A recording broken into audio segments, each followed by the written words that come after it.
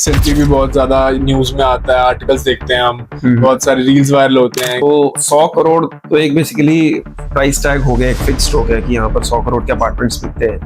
गुड़गांव में और भी जगह होती है, लैंड में तो 100 करोड़ बहुत बड़ी चीज नहीं है, लैंड के डील्स के अंदर तो ये बहुत ज्यादा रहता है।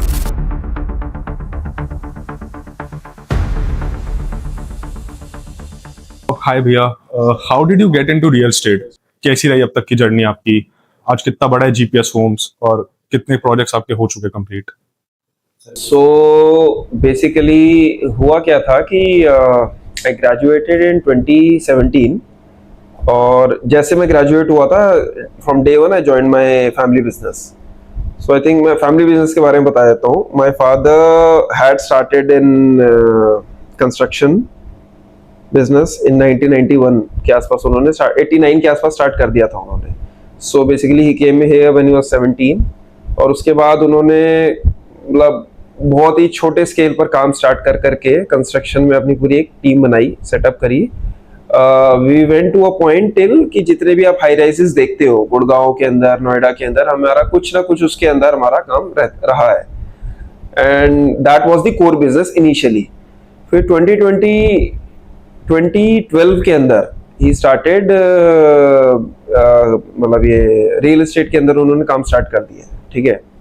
So I graduated from VIT, तो वहां से जैसे ही मैं ग्रेजुएट हुआ मेरा प्लान बहुत क्लियर था कि मेरे को जॉब अब नहीं करनी, मिलती भी नहीं और करनी भी नहीं थी।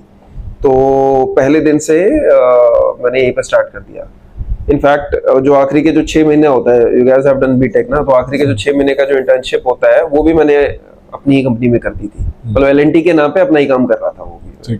सो स्टार्टिंग से था। So it's almost been 10 years कि हम लोग कर रहे हैं। और उसके बाद एक चेंज ये आया, I think thanks to COVID और जो मार्केट चेंज हुआ है कि जो हमारा कोर बिजनेस कंस्ट्रक्शन का था, सो वो चेंज होकर भी our core business right now is real estate development.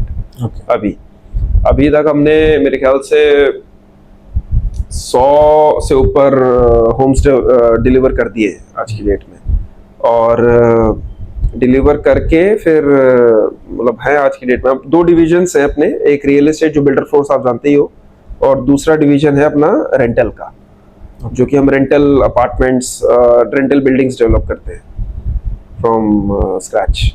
तो वो भी जीपीएस होम्स के नाम से? नहीं, वो लाइट हाउस के नाम से है, वो लाइट हाउस के नाम से ब्रांड चलता है। सो दोनों चल रहे हैं पैरेलली, बिकॉज रियल एस्टेट में होता क्या है कि आप बाहर से बहुत अच्छा बिजनेस दिखता है, बट चीजें चलती है तो बहुत अच्छी चलती है, नहीं चलती तो एक आध साल आपके पास कोई रनवे नहीं होता, कुछ चीजें बिक नहीं रही। जैसे आज की टाइम अगर मैं बताऊं तो आज की डेट में ऐसा है कि आप ओवरऑल आप पूरी मैक्रो इंडस्ट्री पकड़ लो तो चीजें रुकी पड़ी है, मार्केट अभी थोड़ी सी डल सी है। ऐसे केसेस में you need other branches of income, जहाँ पे हमारा रेंटल इनकम चल रहा है, दैट इज वर्किंग फाइन, वहां पर चीजें बहुत अच्छी चल रही है। तो आज करंटली जीपीएस के कितने वैल्यू के प्रोजेक्ट्स चल रहे हैं अराउंड गुड़गांव में अप्रोक्स? यार अभी अपना जो है अराउंड 3 लोकेशंस पे है। मैं अगर मॉनेटरी वैल्यू पर जाऊं तो अराउंड 120-130 करोड़ के आसपास की हमारे पास आज की डेट में हमारा सेलेबल वैल्यू है जो हम कर सकते हैं। मतलब this is excluding the rental arm, मतलब उसकी हम एसेट वैल्यू नहीं देखते। The number of the value of floors that we have to sell is 120-130 crore के आसपास। और अभी जो मार्केट ड्राइव कर रहा है, काइंड ऑफ आपने बताया मार्केट थोड़ा डल चल रहा है, ज्यादा है, तो क्या अभी जो मार्केट ड्राइव कर रहा है वो इन्वेस्टर ड्रिवन है या फिर जेन्युइन होम बायर्स भी हैं यहाँ पे? यार देखो, होम बायर्स का ना, अगेन रियल एस्टेट बहुत ही साइक्लिकल मार्केट होता है, मूड और उस पर डिपेंड करता है कि ओवरऑल क्या चल रहा है। आज की डेट में चाहे इन्वेस्टर हो, और अगेन आप जो होम बायर और इन्वेस्टर की लाइन करते हो वो दोनों ही बहुत ही ब्लर्ड लाइन होती है। For example let's say you are a home buyer, ठीक है, आपकी जेब में 50 लाख है एंड यू आर प्लानिंग में 1 करोड़ का लोन लेकर मैं 1.5 करोड़ का घर ले लूंगा। बट आप देखोगे यार, किसी ने किसी हाई राइज पे इन्वेस्ट किया 50 लाख और उसने 1 साल बाद उसने 70 लाख पे एग्जिट कर लिया, ठीक है, एन इन्वेस्टर। तो आप क्या सोचोगे, यार मैं घर तो मैं 2 साल बाद ले लूंगा, मैं एक काम करता हूं, मैं इन्वेस्ट कर देता हूं। सो बेसिकली ऐसा डिफाइन नहीं होता हमेशा कि होम बायर कौन है और इन्वेस्टर कौन है। इन्वेस्टर होम बायर भी बन जाता है और होम बायर इन्वेस्टर भी बन सकता है। बट देन अगर मैं वैसे बताऊं तो इन्वेस्टर का थोड़ा अभी पैसा स्टक है मार्केट के अंदर, जैसे मार्केट रुक गई है। होम बायर का हमेशा चलता रहता है कुछ ना कुछ, क्योंकि होम बायर, मेरे अकॉर्डिंग होम बायर जब आता है, घर खरीदने आता है, तो वो इन्वेस्टिंग पर्पसेस की तरफ से नहीं आता। अगर बाय चांस रेट बढ़ जाता है तो एग्जिट ले लेता है। हाँ, लेकिन इन्वेस्टर आता ही इस पर्पस से है कि इसका प्राइस उसको, बढ़ेगा हाँ, और वो एग्जिट कर जाए। एग्जिट करना है उसको। तो अभी मेंटालिटी मतलब किस तरफ ज्यादा जा रही है? यार अभी होम बायर का ही है, होम बायर का। अभी देखो home मैं buyer आपको बहुत सिंपल सी बात बताता हूँ, बाहर से पैसा नहीं आ रहा। आप ओवरऑल किसी भी इंडस्ट्री में देखोगे, आप शेयर मार्केट में देखोगे, पिछले 2 साल से जो पीक पहुंच गया था 86,000 तक, उससे ऊपर नहीं गया। सेम आज की डेट में रियल एस्टेट में हो रहा है। सो हमारे पास जो भी पिछले 1-1.5 साल से कस्टमर्स आ रहे हैं, उनकी जो मेजोरिटी फंडिंग आ रही है वो कुछ ना कुछ बेच कर आए हैं पीछे से, तब वो ले पा रहे हैं। Exactly. पहले ऐसा नहीं था। पहले था कि आपके पास कुछ अमाउंट होता था, 10-20% आपके पास खुद का होता था या कहीं से आता था, मेजोरिटी लोन होता था। ठीक है। बट शायद प्राइसेस इतने बढ़ चुके हैं, या मतलब लोगों के अंदर थोड़ा सेंटिमेंट नेगेटिव है अभी एआई से भी काफी डिसरप्शन हुआ है। जो एक जॉब सेफ्टी थी कई लोगों के अंदर, वो भी अभी नहीं है उतनी ज्यादा। तो लोग लॉन्ग टर्म अपनी इनकम को तो सेफली नहीं कंसीडर कर रहे। तो लोग क्या सोच रहे हैं कि अगर मेरे पास कहीं से फंडिंग आ जाती है, कहीं से मेरा कोई सामान बिकता है, कुछ आता है, तब मैं ले लूंगा। बट अपने लोन पर सब कुछ बेस नहीं करना चाहते। So the percentage of loan जो फंडिंग के लिए लोन या डेप्ट लेते थे, वो थोड़ा सा कम हुआ है। सेल्फ फंडिंग बढ़ी है, सेल्फ फंडिंग बढ़ी है। इसी की वजह से थोड़ा सा मार्केट डाउन हुआ है। ठीक है, ये है। बाकी साइक्लिकल है, देखो 2-3 साल डाउन रहता है, 2-3 साल अप रहता है, मतलब। तो अगर जैसे हम आज की डेट में देखें तो एक बिल्डर को सबसे बड़ा चैलेंज क्या आता है in terms of funding, construction, approvals या सेल्स? वैसे यार मैं अपने लेवल तक का बता सकता हूँ। सो हमारे केस में बहुत ज्यादा अप्रूवल्स का नहीं रहता, क्योंकि वही हम बिल्डर फोर्स डेवलप करते हैं, तो अप्रूवल सिमिलर रहते हैं सारे प्रोजेक्ट्स का।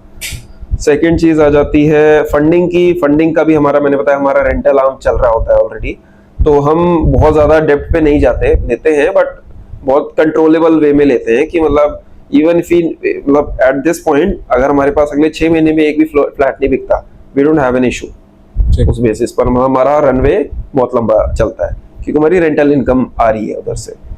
अब आ जाती है 2 चीजें जो आपने बोली, सेल्स और कंस्ट्रक्शन। रियल एस्टेट में ये 2 कोर है। मतलब for example in our company, my father looks after construction, क्योंकि उनको 30-40 साल से कंस्ट्रक्शन का एक्सपीरियंस है, and I look after sales, क्योंकि मेरे को सेल्स में मजा आता है। I like selling and marketing.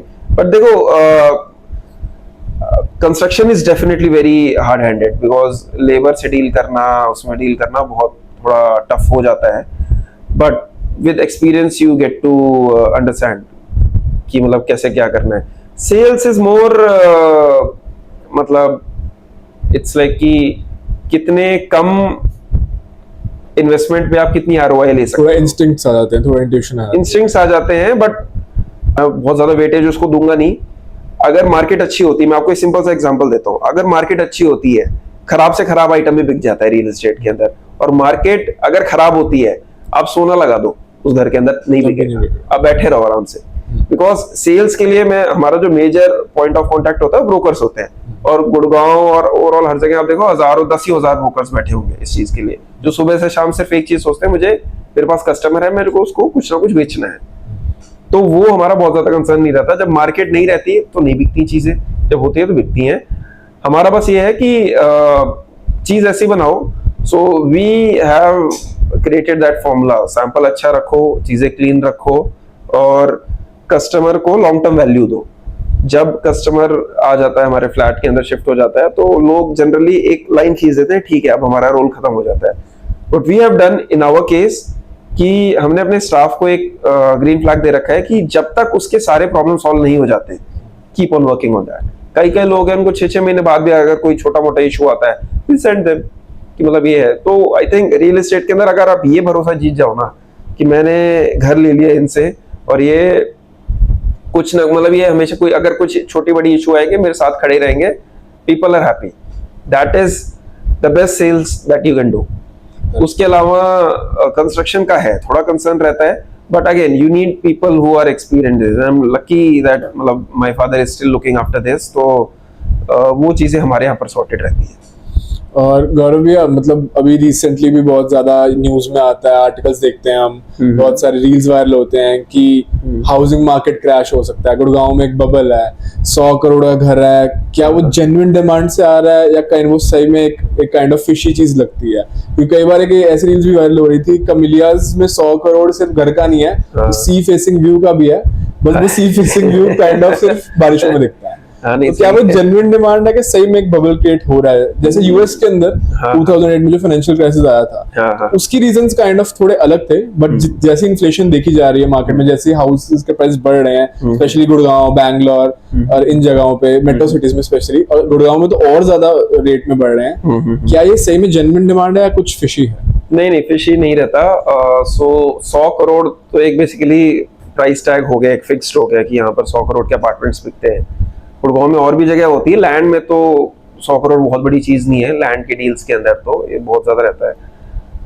कैमिलियाज का 100 करोड़ का रीजन है, पहले मैं एक चीज क्लियर कर देता हूँ। कैमिलियाज के जो सिंपलेक्स अपार्टमेंट, सिंपल अपार्टमेंट्स होते हैं, फ्लैट्स होते हैं, उनका ये प्राइस नहीं है, वो अभी भी आपको 50-60 करोड़ में मिल जाएगा फुली फर्निश करके। जो ये प्राइसेस हैं ये ड्यूप्लेक्स के होते हैं, जो आपके 2 फ्लोर्स कंबाइन करके बनते हैं। तो सो कैमिलियाज का जो सबसे कोर प्रोडक्ट क्या है कि आप उस जगह में रहकर अपने लेवल के लोगों से मिल सकते हो। हमेशा आपके जो बच्चे खेलेंगे, आपके जो बगल में रहेगा, वो भी आपके एक अच्छे लेवल के बिजनेसमैन के बच्चों के साथ खेलेगा। एंड सो जिसको कहते हैं ना कि collect a lot of successful people in a room and then they network. Basically कोई भी एलीट इंस्टीट्यूशन, आप आईआईटीज ले लो, हार्वर्ड ले लो, सबका कॉन्सेप्ट यही होता है कि आप टॉप के लोगों को इकट्ठा करो and then see the magic happens. वो 100 करोड़ जो है वो बिल्डिंग का नहीं है, वो एक कट ऑफ है, वो नेटवर्क का है। वो नेटवर्क का है कि आप अगर वहां पर ले रहे हो तो आपके बच्चे, अभी मैं आपको एग्जांपल दूंगा, जो मोस्टली काफी जो डेवलपर्स जो गुड़गांव में काफी बड़े बड़े प्रोजेक्ट्स लेकर आ रहे हैं, वो खुद कैमिलियाज में रह रहे हैं, डीएलएफ की प्रॉपर्टी में रह रहे हैं। उनका पर्पस यही है कि हम कहीं और रहेंगे, कहीं भी और कुछ करेंगे तो हमारा वो वैल्यू नहीं मिलेगी जो हमें वैल्यू वहां पे रहने से मिलेगी। बेशक से उनके 10 मकान और है, रहेंगे वहीं पर। तो वो जो 100 करोड़ का पर्पस है ना, वो एक तरह से एक कट ऑफ है कि मुझे वहां पर रहना है, इसलिए मेरे को करना है। बबल और क्रैश की बात तो मैं करूं, ये मैंने फिर से बोल दिया, वो साइक्लिकल है, डाउन टर्न चल रहा है, क्रैश नहीं होता कुछ भी यहाँ पे।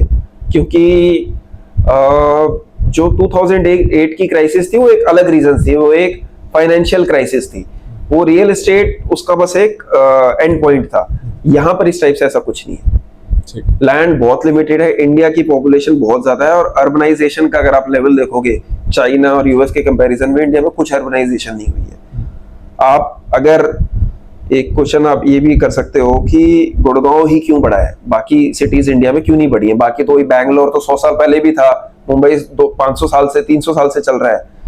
तो इंडिया में नई सिटीज जो आई हैं बहुत कम आई है, जिसमें से अगर मैं पिछले 20-30 साल का देखूं तो गुड़गांव ही एक प्रीमियम सिटी में आई है, जिसको आप कहते हैं high income high level city आई है। तो पूरे अगर आप पूरे, और उसमें भी अगर नॉर्थ इंडिया में देखूं तो एक ही दिल्ली एनसीआर है, साउथ में तो आपके पास हैदराबाद, बैंगलोर, मुंबई, चेन्नई, 4 सिटीज है। अगर कोई नॉर्थ इंडिया से है, कोई बिहार से है, कोई यूपी से है, कोई हरियाणा से, उसको लास्ट में ग्रेविटेट एनसीआर की तरफ ही करना पड़ेगा। तो ऐसा नहीं है भी बहुत डिमांड आनी है, अब ये 20-30 साल बहुत लंबा चलने वाला है।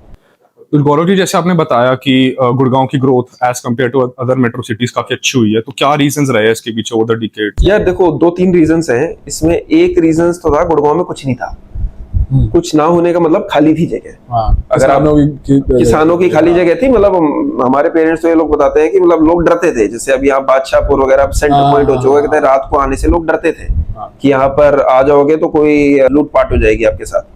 तो लैंड बहुत थी अवेलेबल यहाँ पे, दैट इज वन रिक्वायरमेंट। दूसरा, मैं कहीं ना कहीं इसको ना थोड़ा सा, क्योंकि प्रीमियम सिटी में मानता है, बहुत सारी सिटीज है इंडिया में, बट प्रीमियम मतलब इतना जीरो से स्टार्ट किया और बिल्कुल top level companies, top level employees, top ecosystem है।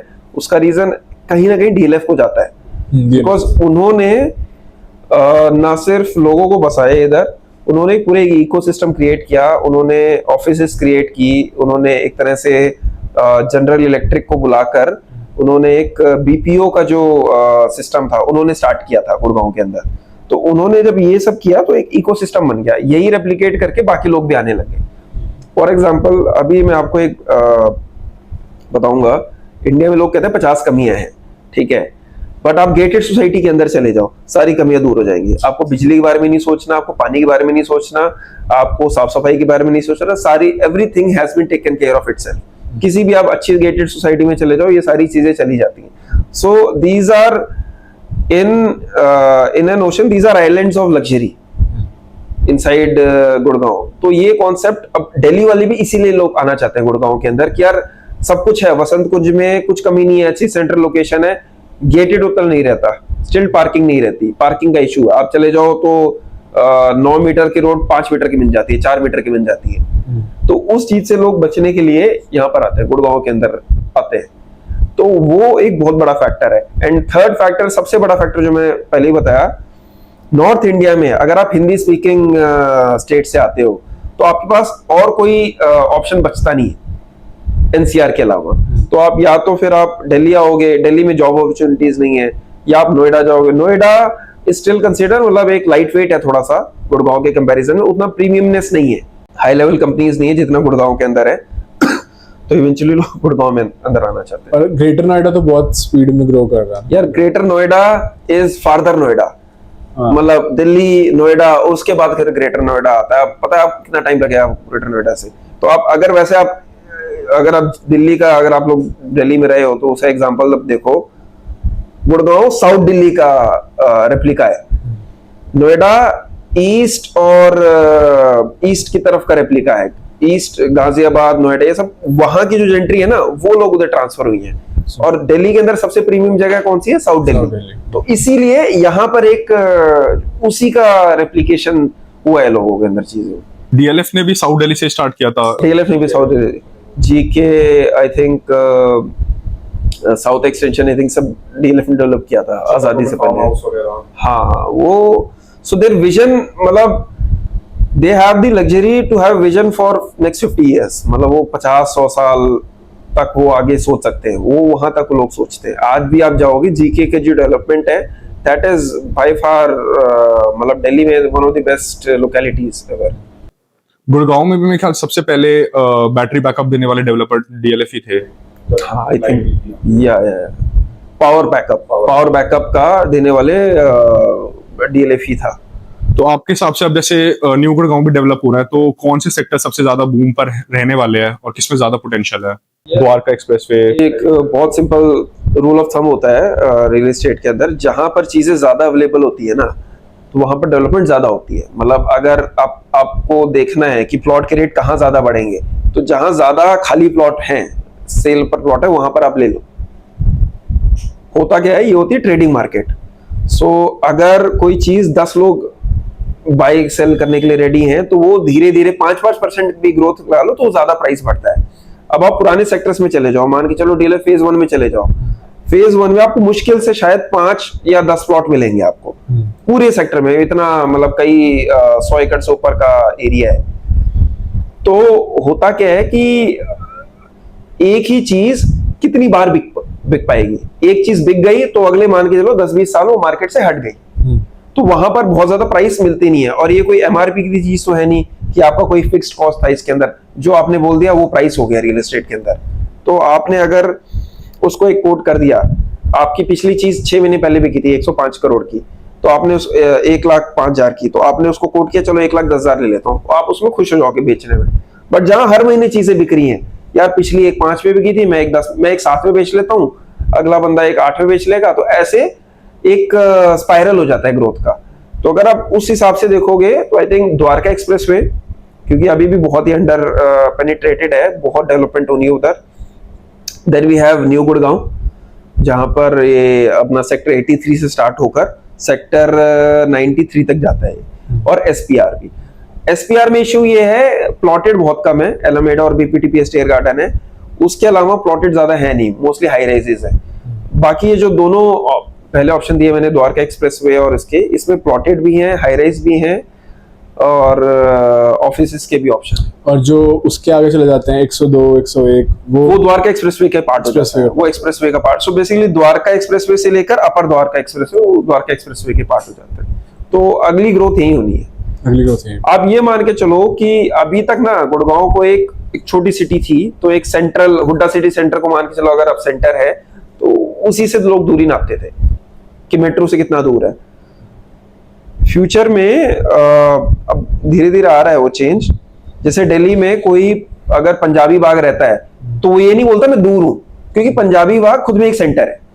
ऐसे ही अगर कोई वसंत कुंज में रहता है तो खुद में एक सेंटर है, पश्चिम बिहार का खुद का एक सेंटर है।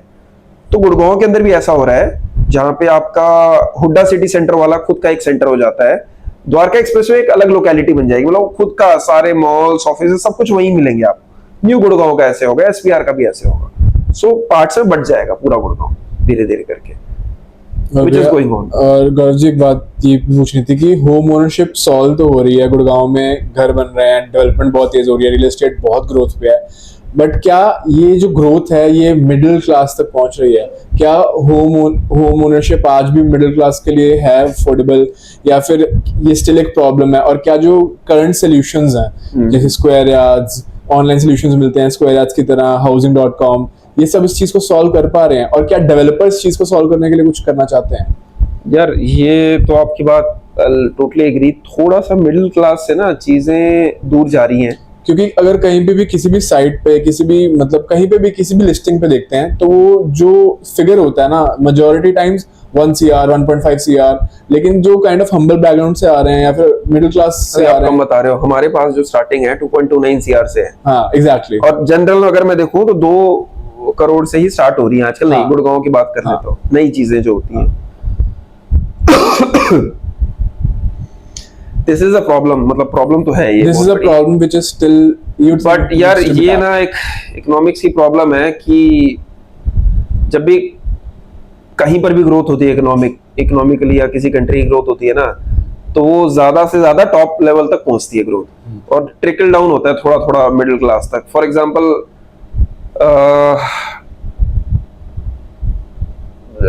2019-2020 तक 70-80 लाख के बेचते थे। जो मैं आपको एग्जांपल दिया, लोगों के 5-10 लाख खुद के होते थे, नहीं भी होते तो लोन लेकर 50 लाख का ले लेते थे, घर काम खत्म हो जाता था उनका। आज की डेट में अगर मैं सेम लोकेशन की सेम बात करूं तो वही 70 लाख का घर आज की डेट में 3 करोड़ का हो चुका है उस लोकेशन में। तो प्री कोविड और पोस्ट कोविड भी बहुत सारे चीज, बहुत ज्यादा फर्क है। 3 करोड़ मतलब ये आपकी ग्रोथ होगी लगभग 4 गुना। 4 गुना किसी की सैलरी नहीं बढ़ी है। हाँ एग्जैक्टली, लोग वहीं पर अटके हुए हैं। एग्जैक्टली। तो ये इशू तो है, बट ये इशू हमारे कंट्रोल में भी नहीं रहता, क्योंकि हमारे आगे भी लैंड ओनर्स होते हैं। Exactly. जो भी प्राइस पे हम लोग लैंड खरीदेंगे उसी हिसाब से we have to sell the apartments और बिल्डर फ्लोर्स। तो ये एक इशू है। एक सॉल्यूशन किया था गवर्नमेंट ने अफोर्डेबल हाउसिंग करके, थोड़ा सा मुझे लगता है उसको अपडेट करना, थोड़ा अपडेट किया भी है बट और थोड़ा अपडेट करना पड़ेगा। पहले क्या होता था, एक गवर्नमेंट ने कैप लगा दी थी। तो बेसिकली आप लॉन्च करो, आप एक उसकी आर्टिकल या फिर एक एडवर्टाइजमेंट डालो, people will apply for it और आपको अफोर्डेबल अलॉट हो जाएगा। ठीक है। प्रॉब्लम ये हो गई है कि वो थोड़ा सा बैकडेटेड हो गया है, क्योंकि उसमें कार पार्किंग नहीं मिलती आपको, जो ओरिजिनल जो अफोर्डेबल की स्कीम्स थी। और कार पार्किंग नहीं मिलती तो आपकी डेट में आज ट्रेंड में जिसके 50-60 लाख भी का भी घर ले सकता है, उसको कार पार्किंग की जरूरत पड़ती है। वो बाइक पार्किंग में काम नहीं चला सकता। तो वहां एक गैप हो गई। अफोर्डेबल में आप के पास बेसिक रिक्वायरमेंट्स नहीं है, नए घर के अंदर की प्राइसिंग बहुत ज्यादा हो गई है। तो गवर्नमेंट को अफोर्डेबल का थोड़ा सा, एक तो प्राइस कैप थोड़ा ऊपर करना पड़ेगा, कार पार्किंग देनी पड़ेगी और 1-2 फीचर्स और अलाउ करना पड़ेगा, क्योंकि लोग अब वहां तक जा सकते हैं। So they will have to clear a line कि यहाँ तक लोग आए। तो जैसे आपने बताया, कुछ घर जो पहले आज से 5-6 साल पहले 70 लाख के होते हैं, आज वो 2.5 करोड़ तक पहुंचे हुए हैं। तो क्या ऐसा है कि अब साइबर सिटी से डिस्टेंस बढ़ता जाता है, तो मैंने देखा है काइंड ऑफ प्राइस थोड़े कम हो जाते जाते हैं। तो क्या ऐसा पॉसिबल है कि जो आज घर काइंड ऑफ 1 करोड़ या फिर 70 लाख 80 लाख में मिल रहा है, उसके प्राइस भी इतने ही तेज ग्रो हो जाएंगे, 5-6 साल में बढ़ने जाना चाहिए? रियल एस्टेट में हमेशा प्राइस बढ़ने वाले हैं। रियल एस्टेट में ना आप कुछ भी कर लो, मतलब हिस्ट्री का सबसे पुराना बिजनेस है, जब से हिस्ट्री लिखी गई है। सो वो कभी रुकने नहीं वाला, बिकॉज लोगों के आगे पॉपुलेशन बढ़ेगी। अगर पॉपुलेशन नहीं भी बढ़ती है तो फिर इकोनॉमी बढ़ेगी, लोगों के जो स्पेंडिंग पावर बढ़ता है। So people will by physical land, उससे आप बच नहीं सकते। सो मैं तो हमेशा मतलब समटाइम्स वी हैव, जब भी हम हमारी बायर मीटिंग्स होती हैं, तो हमारा एक ही होता है कि आप जो भी ले रहे हो आप इसको महंगा ही बेच के जाओगे। आज आपको महंगा लग रहा है, लेने के बाद आपको सस्ता लगेगा। सो नो मैटर कहाँ आपके गांव में भी मिल रही है ना जमीन, रियल एस्टेट तो ले लो हमेशा, क्योंकि इतनी वेल्थ क्रिएशन कहीं और नहीं बनती आप इतने कम टाइम। तो जैसे जो नए नए प्रॉपर्टी प्लेटफॉर्म्स आ रहे हैं, जैसे स्क्वायर यार्ड्स हो गया, 99 एकर्स हो गया, तो कितने बेनिफिशियल है डेवलपर के लिए, या कुछ प्रॉब्लम सॉल्व कर रहे हैं डेवलपर्स के लिए? डेवलपर्स के लिए आई थिंक बेसिकली एक डिस्कवरी प्लेटफॉर्म होते हैं। सो 99 एकर्स पे जैसे अब हमने कोई सैंपल फ्लैट बना दिया, so brokers will come and they will shoot a video, या फिर नहीं भी शूट करते अपनी वेरीफाई करके वो लिस्टिंग डाल देते हैं, कस्टमर उसको डिस्कवर कर सकते हैं। बट वो चीज there hasn't been much innovation on that. वो 20 साल पहले भी यही हो रहा था और आज भी वही हो रहा है। सो उस वे में आई डोंट थिंक बहुत ज्यादा कुछ इनोवेशन हुआ है। एक डिस्कवरी प्लेटफॉर्म जो था वो बस वेबसाइट थी, अब वो ऐप बन चुका है। और जो ये जो प्रॉपटेक के जितने स्टार्टअप्स हैं, डेवलपर्स की कितनी डिपेंडेंसी होती है इसमें, क्योंकि डेवलपर्स अपना माल अपने आप बेच सकते हैं, ले जाते हैं। डेवलपर्स देखो, जो सेल का प्रोसेस होता है ना, 3 लेयर्स होती हैं उसके अंदर। हाँ। सबसे पहले डेवलपर आते हैं, उसके बाद चैनल पार्टनर से ब्रोकर्स आते हैं। जो भी आप कह रहे हो ना, ये एक्चुअली ब्रोकर्स के लिए ज्यादा हेल्पफुल होता है, क्योंकि डेवलपर्स क्या करते हैं, वो तो ब्रोकर से रिलेशंस रखते हैं, उनको अपना जो भी उनका कमीशन या ब्रोकरेज रहता है वो करेंगे। वो ब्रोकरेज के लिए ब्रोकर्स क्या करते हैं, अपनी इसकी मार्केटिंग करते हैं, जितने भी प्रोजेक्ट्स होते हैं कस्टमर को सारे ऑप्शंस दिखाते हैं, और तब अगर कस्टमर्स को फाइंड आउट करने में या कस्टमर को सही चीज दिखाने में अगर कस्टमर को समझ आता है, तब डेवलपर का रोल आता है। अच्छा। So our main concern is generally marketing, कि मतलब so if I own GPS homes, तो जीपीएस होम्स की विजिबिलिटी लोगों के बीच में कितना है, और उसके लिए अभी भी हम ट्रेडिशनल मीडिया ही मोस्टली यूज करते हैं। ट्रेडिशनल मीडिया ज्यादा use. So we have hoardings, we have ads in magazines, या फिर अभी लेटेस्ट जो हमने थोड़ा किया है कि we have for as explainer videos we post it on our Instagram और यूट्यूब चैनल, बस वहीं तक किया है। बट वो भी टारगेट अगेन ब्रोकर्स को लेकर रहता है कि they should know about this. Customers, what happens is, customer को एक बार कोई चीज पसंद आ जाती है तो वो पूरी कंपनी की हिस्ट्री चेक करता है, वो हमारी वेबसाइट चेक करता है, हमारा यूट्यूब पेज चेक करेगा, वो इंस्टाग्राम पेज चेक करेगा, वो हिस्ट्री जानने के लिए। सो if I am buying into them, so what is there history. वो ऐसा तो नहीं है ना कि मैंने खरीद लिया और कल से स्टार्ट किया, इनका पहला प्रोजेक्ट है। सो ही और she gets very inclined towards builders जिनका कुछ लेगेसी या कुछ हिस्ट्री रही होगी। सो हमारा जो पर्पस होता है वो इन प्लेटफॉर्म से ज्यादा रिलेशन में नहीं रहता है, या फिर ऐसा कोई प्लेटफॉर्म आया नहीं है जो बहुत ज्यादा डेवलपर उसको यूज करे। ये मोस्टली ब्रोकर्स को टारगेट करते हैं। बिकॉज स्क्वायर यार्ड्स और इन प्लेटफॉर्म्स जो रिसेंटली आए हैं, उनमें डेवलपर्स अपनी डायरेक्ट लिस्टिंग भी डालते हैं यार, अगेन तो वो हेल्पफुल रहती हैं। There is a difference. Square yard itself is a broker. So basically what they do is they underwrite projects, और अंडरराइट करके या तो वो खुद बेचते हैं या तो फिर अपने ब्रोकर नेटवर्क के थ्रू बेचते हैं। सो डायरेक्ट लिस्टिंग कुछ नहीं है, वो स्क्वायर यार्ड्स है उस वहां पर ब्रोकर, तो उसमें वो ट्रांजैक्शन उसका अपना चार्ज। हाँ। ब्रोकर्स देखो, अगेन मतलब ब्रोकर्स भी नहीं जाने वाले, क्योंकि इतनी बड़ी ट्रांजैक्शन जो होती है और इतनी अनइवन, मतलब लाइफ में कई लोग एक ही बार घर लेते हैं। एग्जैक्टली 2-2.5 करोड़ के घर के लिए, मतलब जितने भी वैल्यू का घर है, it's a big sum for him. For that buyer एक ब्रोकर बहुत जरूरी होता है, as a witness, as an adviser, as a consultant, कि मतलब मुझे सही डायरेक्शन दो, मेरा पैसा वेस्ट ना जाए। सो उसके लिए वो रहता है। तो ब्रोकर का काम नहीं रहता। Direct selling across the world आप देख लो, चाहे यूएस हो चाहे दुबई हो, वो ब्रोकर्स का रोल हमेशा रहता है, वो कहीं जाने नहीं वाला। तो जैसे आजकल जैसे जो रिसेंट कॉलेज ग्रेजुएट्स है या जेनजी पीपल है, उनमें काफी क्रेज है कि मतलब रियल एस्टेट में इन्वेस्ट करना है यार, विला खोलना है और एयरबीएनबी पे चढ़ा। क्रेज है जेनजी का, अभी तो मुझे लग रहा है कुछ और ही क्रेज चल रहा है। जेनजी को काफी क्रेज है रियल एस्टेट में इन्वेस्ट करने का। तो एक जैसे नॉर्मल इंसान जो अभी रिसेंट कॉलेज ग्रेजुएट है या जो जॉब कर रहा है अभी नई लगी है, तो कैसे इन्वेस्ट कर सकता है रियल एस्टेट में? यार बहुत ऑप्शंस होते हैं। मैं रीट्स का एक ऑप्शन आया है, so I am not, I haven't studied deeply into that, but वो जो मेरे को समझ आती है फ्रैक्शनल ओनरशिप है। फॉर एग्जांपल अगर आप कोई कंपनी है, let's say brigade, Bangalore based company है, वो वेयर हाउसेस लॉन्च करती है, तो आपको फ्रैक्शनल ओनरशिप दे देती है, जस्ट लाइक शेयर्स, कि आप कुछ अमाउंट करो और आपको मंथली या फिर क्वार्टरली या ईयरली जो भी हो आपको रिटर्न मिलेगा और आप उसको फ्रैक्शनल ओनरशिप को आके बेच भी सकते हो। मैं जो सजेस्ट करूंगा, अगर आपके पास 10 लाख भी है तो आप तब भी आप इन्वेस्ट कर सकते हो, you can become an owner. So मैं आपको वैसे एक टिप दूंगा, जितने भी हाई राइजेस प्रोजेक्ट्स होते हैं उनके साथ साथ एक बनता है EWS का tower. So it is made for economically weaker sections. वो अलॉट होता है शुरुआत में, तो उसमें एक रूल होता है कि आप जिसको भी अलॉट हो तो 5 साल तक नहीं बेच सकते, ठीक है। 5 साल के बाद वो बेच सकते हैं किसी को भी। वहां पर जिस भी प्रोजेक्ट का 5 साल का टाइमलाइन पूरा हो चुका है, आप उसमें इन्वेस्ट करो। उसको अगर आप परचेज करते हो, मान के चलो 10 लाख से स्टार्ट करते हो फॉर एग्जांपल, आपने उसको स्टार्ट किया, वो रेंटल इनकम बहुत अच्छी बन जाएगी आपकी। और ये सिर्फ EWS वालों के लिए ही होता है, क्योंकि यूनिट छोटी होती है ना। उसमें EWS में क्या होता है, एक रूम, किचन, बाथरूम, बालकनी, बस इतना रहता है, स्टूडियो अपार्टमेंट की तरह होता है। तो इसमें अगर आप थोड़ा सा अपनी साइड से 1 लाख 2 लाख या कुछ स्पेंड कर दो इंटीरियर के अंदर, तो एक अच्छा अपार्टमेंट मिल जाएगा। और जो आपका टेनेंट होगा उसको एक हाई राइज या एक सोसाइटी के अंदर एक घर मिल जाता है, किराया मिल जाता है।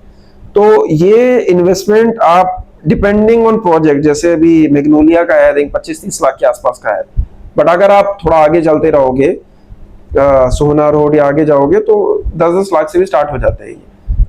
तो ये बहाना नहीं होता कि मेरे पास पैसे नहीं, मैं इसलिए इन्वेस्ट कर सकता हूँ, ये करना नहीं कर सकता। प्रॉब्लम होती है, लोगों की एक्सपेक्टेशन होती है यहाँ पे, मैं लूंगा तो 4 BHK लूंगा, कैमिलियास में लूंगा, नहीं तो मैं कुछ नहीं लूंगा। तो मैं ये एडवाइस कई लोगों को कर चुका हूँ, बट वो सुनते हैं यार ये तो हल्के अपार्टमेंट्स होंगे, ये होंगे, वो होंगे, बट अच्छी ग्रोथ मिलती है, काफी अच्छी ग्रोथ मिलती है इसके अंदर। और हाँ, मतलब आपने तो कहा कि पार्शियल इन्वेस्टिंग या फिर काइंड ऑफ इन्वेस्टिंग पर्पसेस से रीट्स का रहता है। कुछ लोगों का kind of life long dream होता है कि घर बनाना है, और मतलब ऑल्दो घर बनाने की एक सही एज अर्ली 30s या 30s मिड 30s में ही होती है, लेकिन घर बनाने की, घर खरीदने की, हाँ। तो लेकिन अगर कोई चाहता है कि 25 से 30, क्योंकि मेजॉरिटी घर बनाना पुरानी जनरेशन के अकॉर्डिंग होता है सेटल होना, तो पेरेंट्स की जनरेशन में, मतलब जो हमारी पेरेंट्स की जनरेशन है और हमारी जनरेशन में, यही फर्क आता है कि घर बना लिया तो सेटल हो गया। और जहां हमारी यंग जनरेशन है वो ये कहते हैं कि कभी हम यहाँ पे, कभी हम बैंगलोर में, कभी US में, तो हमने रहना तो है नहीं है, तो हम घर बना के क्या करेंगे। काइंड ऑफ एक बायस चलता है कि बनाना चाहिए या नहीं बनाना चाहिए। तो ऐसे मतलब यंग जनरेशन को इन जनरल इन्वेस्टिंग पर्पसेस की तरफ से घर खरीदने की तरफ जाना चाहिए, या फिर मतलब नहीं, इतना काइंड ऑफ फाइनेंशियल बर्डन इतनी जल्दी नहीं लेना चाहिए। और जैसे कि अगर कोई इन्वेस्ट कर रहा है, सपोज कोई घर ले रहा है, तो बिल्डर फ्लोर में करना चाहिए या फिर हाई राइज अपार्टमेंट? आप ये 2 सेपरेट क्वेश्चन है, 1 बाय 1 करता हूँ। घर तो लेना चाहिए, बिकॉज मैंने पहले ही बताया है, जितनी आप वेल्थ क्रिएशन, एसेट क्रिएशन एक घर लेने से कर देते हो ना, उतनी आप किसी चीज में और कर नहीं पाओगे। देखो, liquid funds, share, mutual funds liquid ही रहेंगे। जब आपको मन करेगा आप जाके बेच आओगे, कहीं भी आपको जरूरत पड़ेगी। घर ऐसे बिकता नहीं है, घर बेचने जाओगे आप, बहुत लंबा प्रोसेस होता है बेचने का। तो जो स्टेबिलिटी मिलती है ना आपको, मतलब कि आपका वो इनकम फिक्स हो गया। अगर आपने 2 करोड़ का घर ले लिया, तो आप 2 करोड़ के आदमी बन चुके हो, वो आप कहीं और नहीं बन पाओगे। कभी आप उतना पैसा सेव नहीं कर रहे हो, बैंक अकाउंट में 2 करोड़ कोई सेविंग्स अकाउंट में नहीं रख सकता जॉब से, कभी नहीं सकता, पॉसिबिलिटी नहीं होगी। सो दैट इज वन, घर तो लेना है इवेंचुअली। अब आप जो सेकंड क्वेश्चन कर रहे हो, चीजें पहले से लेट हो चुकी है। पहले शादी भी पहले होती थी, बच्चे भी पहले होते थे, पढ़ाई भी पहले खत्म हो जाती थी, घर भी पहले ले लेते थे। वो चीजें अब शायद कहीं हद तक 10 साल पीछे हो चुकी है। सो आपने अभी आप ग्रेजुएट हुए हो, 2-3 साल आप तो अपना काम समझोगे, हो सकता है फिर आप हायर स्टडीज के लिए जाओ, उसके बाद 2-3 साल वहां पर काम समझोगे, then you will get married, then you will have children. वो जो मैरिज होगी उसके बाद आपका कहीं पर प्लान बनेगा सेटल होने का, ठीक है। Because eventually you need a community. आप इंडिया में हो, चाहे US में हो, चाहे कहीं और हो, आप ये 20s में बहुत अच्छा लगता है इधर से उधर रहना, उधर से उधर जाना, बट जब आप एक पॉइंट रीच कर जाओगे, when you want to set up your family, you need a specific location. आप ये नहीं बोलोगे मैं आधार कार्ड हर 6 महीने में बदलूंगा। मेरे को हर चीज एक जगह चाहिए। मेरे को चाहिए कि मेरे बच्चे एक जगह पर, एक सोसाइटी में, एक लोकेशन पर बच्चे बड़े हों। They should not feel they don't belong here. Exactly. क्योंकि मतलब- मैंने कई लोग देखे हैं काइंड ऑफ वो अपनी जिंदगी के 45 40 50 साल भी रेंट पे निकाल Exactly. देते हैं, तो वो काइंड ऑफ थोड़ा वो लोगों को लगता है कि यार मैं तो फ्री हूँ, ये हूँ वो। हाँ। आप फ्री तब तक हो जब तक आपके लैंडलॉर्ड का नोटिस नहीं मिलता। आपको 10 साल हो गए, उसने बोला नहीं नहीं बेटा मेरे को ना किसी अपने भाई को देना है, आप निकलो खाली करो। हाँ हो गया, आपकी सारी ओनरशिप 1 सेकंड में निकल गई। एग्जैक्टली। सो ओनर और लैंड टेनेंट का तो हमेशा डिफरेंस रहता है, वो कहीं नहीं जा सकता। सो घर तो खरीदना ही चाहिए। कब खरीदना चाहिए वो आपके ऊपर है। मैं ये भी नहीं बोलूंगा कि आप कॉलेज से निकल के आप सीधा 25 साल पे खरीद लो। काइंड ऑफ वो फाइनेंशियली स्टक हो जाएंगे नहीं तो। फाइनेंशियली भी और प्रोस्पेक्टिव में भी, करियर प्रोस्पेक्टिव में स्टक हो जाओ। आपने गुड़गांव में ले लिया, आपकी जॉब बैंगलोर में लग गई, तो हर चीज का एक टाइम होता है। मैं वही जो गोल्डन पीरियड होता है, हमारे जो mostly customer first time home buyers आते हैं वो ऐसे ही आते हैं, नई नई शादी हुई है या शादी होने वाली है और उसके लिए उनको घर में शिफ्ट करना है। मतलब लेट 20s अर्ली 30s जब भी आप मतलब हाँ, जैसे भी आजकल तो शादी का भी नहीं पता चलता ना। हाँ तो मतलब कोई 25 में कर लेता है, कोई 35 में कर लेता है। जब आपको लगता है आपको सेटल होना है, तब आपका घर, बिना घर के आपका सेटलमेंट का कोई एग्जैक्टली। और इंडिया में तो ऐसा है कि मतलब अगर तुम्हारे पास घर नहीं है तो लड़की वाले पेरेंट्स तो शादी के लिए भी मना करते हैं। वही वाली बात है, लड़की, जॉब, घर, सर पे बाल, बहुत सारी चीजें होती सर पे बाल का मेरे को लगता है पूरा गया। नहीं अभी भी है। मूवीज बनती है यार उसी के लिए। नहीं एक चीज वो भी है, और मतलब मैंने कभी रिग्रेट करते ही नहीं देखा किसी को घर लेने के बाद रिग्रेट कर रहा है कि यार मैंने बहुत गलत कर दिया। रेंट पे रह के लोग रिग्रेट करते हैं, मुझे ले लेना चाहिए था, 5 साल पहले सस्ता मिल रहा था, मुझे ले लेना चाहिए। घर पे कोई रिग्रेट नहीं करता, क्योंकि ये वैसा डोर नहीं है ना, आपने ले लिया, आपको नहीं समझ आ रहा, बेच दो, कोई और घर ले लो। घर भी तो ऐसा नहीं है ना कि कोई पुश्तैनी गांव की जमीन है कि मैं अब इसको ले लिया, इसको कर नहीं सकता, बेच नहीं सकता। आजकल तो आपको समझ आ रहा है, you are getting good in your career, in your work, तो आप उसको बेच के आगे निकल जाओ, अब बड़ा घर ले लो। तो ऐसी कोई वो नहीं होती, यू शुड ऑलवेज बाय अ घर। अब जो दूसरा क्वेश्चन था आपका बिल्डर फ्लोर्स और हाई राइज का, यार पूरी तरह से आपका पर्सनल क्वेश्चन है। क्योंकि काइंड ऑफ मुझे kind of builder floors better लगते हैं काइंड ऑफ, लेकिन कईयों की प्रेफरेंस होती है कि हाई राइज में लेना है, सोसाइटी गेटेड होनी। जनरली लोगों का क्या रहता है, मान के चलो मैं एक स्पेसिफिक बजट पर आ जाता हूँ, मान के चलो आपका बजट 3 करोड़ का है। 3 करोड़ में जो साइज आपको बिल्डर फ्लोर में मिलेगा, हाँ वो हाई राइज में नहीं मिलेगा, उसका 20-30% कम ही मिलेगा। बस हाई राइज में लोग ये प्रेफर करते हैं कि यार मेरा ना कोई हेडेक नहीं रहेगा, ऊपर नीचे कौन रह रहा है, साइड में कौन रह रहा है, लाइट आ रही है नहीं आ रही, सीवर, पानी, इन सबको कोई इशू नहीं है, गेटेड है, मेरे बच्चे पूरे सोसाइटी में कहीं भी जा सकते हैं, कोई इशू नहीं है, ये बेनिफिट रहता है। बट अब वो ना चीजें सबवर्ट हो रही है, क्योंकि बिल्डर फ्लोर्स में भी गेटेड सोसाइटी आती है, जितने भी नई सोसाइटीज आ रही हैं सब गेटेड ही आती है।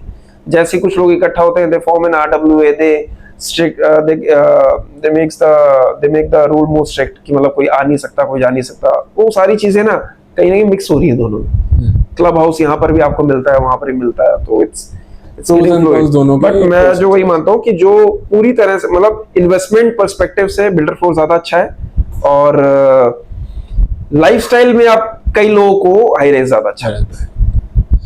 तो भैया आई थिंक काफी क्वेश्चंस हो गए। एक लास्ट क्वेश्चन कि as first time home buyers या फिर एज फर्स्ट टाइम इन्वेस्टर्स या as first time entrepreneurs, risk takers, कुछ भी मतलब जो काइंड ऑफ रिस्की चीजें करने में थोड़ा बिलीव रखते हैं और काइंड ऑफ ऐसे उस तरफ जाना चाहते हैं, उस डायरेक्शन में जाना चाहते हैं, उनके लिए आपकी कोई एक एडवाइस जो आपको बहुत यूजफुल मिली हो या फिर आप देना चाहते हैं? यार अगर आपने डिसीजन ले लिया घर खरीदने का, सो बाय इट। मतलब कई लोग दे गेट टची फीट की, मतलब यार लूं ना लूं, क्या होगा कैसे होगा, आखिरी मीटिंग में लोग 2-2 लाख 3-3 लाख के चक्कर में उठ के चले जाते हैं। Exactly. So don't do that. अगर आपको कोई चीज सही लगती है एज एन होम बायर, क्योंकि घर है आपका, आप जाते ना emotionally you get sometimes emotionally you get attached to a home खरीदने से पहले कि यार यहाँ मेरा ऐसा घर होगा, सब कुछ होगा। अगर आप गए और छोटे से अमाउंट के लिए अगर आप पीछे हट गए 2-4-5 लाख के लिए, तो वो रिग्रेट होता है लोगों के बीच में।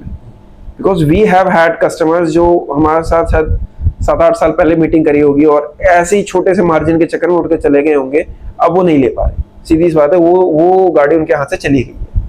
So don't do that. Real estate के अंदर लेने से पहले, आपके टोकन देने से पहले चीजें महंगी लगती हैं। जिस दिन आपने टोकन दे दिया उसके बाद से अगले दिन सस्ती लगने लगेगी। तो if you have made a decision, make a decision और इस पे आगे बढ़ जाओ। इस चीज को आप वो मत करो बहुत ज्यादा, इसको डोंट ओवर एनालाइज इट। एक अच्छा ब्रोकर पकड़ो, एक अच्छा बिल्डर पकड़ो और जाके अपना you can close it. Thank you, चलो।